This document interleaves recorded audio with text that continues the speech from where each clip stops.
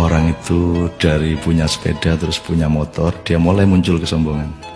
Dari punya motor menjadi punya mobil, tambah lagi kesombongan. Jadi dia terancam sebenarnya oleh kelemahan jiwa.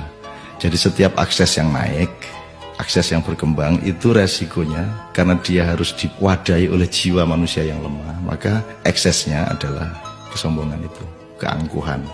Jadi singkat kata, makin kita kaya, makin terancam untuk hancur oleh kesombongan. Dan ini bukan hanya soal kaya, makin pinter juga biasanya makin sombong, Mas. Jadi ada yang namanya kesombongan feodal, itu untuk orang-orang kaya. Ada kesombongan kuasa, itu orang tuh makin berkuasa makin sombong, makin tidak tahu bagaimana berdiri sejajar dengan orang lain. Jadi kekuasaan menciptakan kesombongan, kekayaan menciptakan kesombongan. Dan saya ingin mengatakan poin yang sebenarnya bukan itu. Kepandaian juga sangat berbahaya untuk memunculkan kesombongan kita. Dalam bahasa populer kita sebut keangkuhan intelektual. Tapi yang lebih berbahaya lagi, menjadi orang soleh, orang alim itu juga bisa menimbulkan kesombongan. Jadi banyak orang-orang yang beragama dengan tekun, salah satu hasilnya adalah dia sombong atas orang lain. Diam-diam selalu merasa lebih hebat dari orang lain, lebih masuk surga daripada orang lain, lebih diterima Allah oleh orang lain. Jadi teman-teman sekalian, sesungguhnya ajaran yang paling dahsyat keindahannya adalah ajaran mengenai tawadhu, ajaran mengenai kerendahan hati.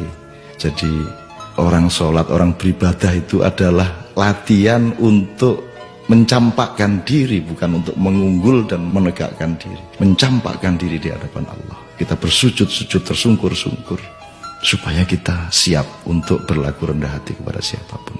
Karena sekarang ini betul-betul bukan hanya orang kaya, bukan hanya orang kuasa, bukan hanya orang pintar, tapi orang alim juga sombong.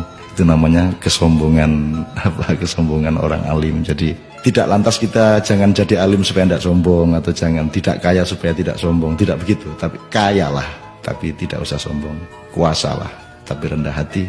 Pandailah, karena itu menjadi justru lebih arif dan menjadi alim serta solehlah, supaya engkau mampu merendahkan dirimu di bawah orang yang paling rendah pun di kampung-kampung yang kumuh tempat engkau lewat dengan kakimu. Terima kasih.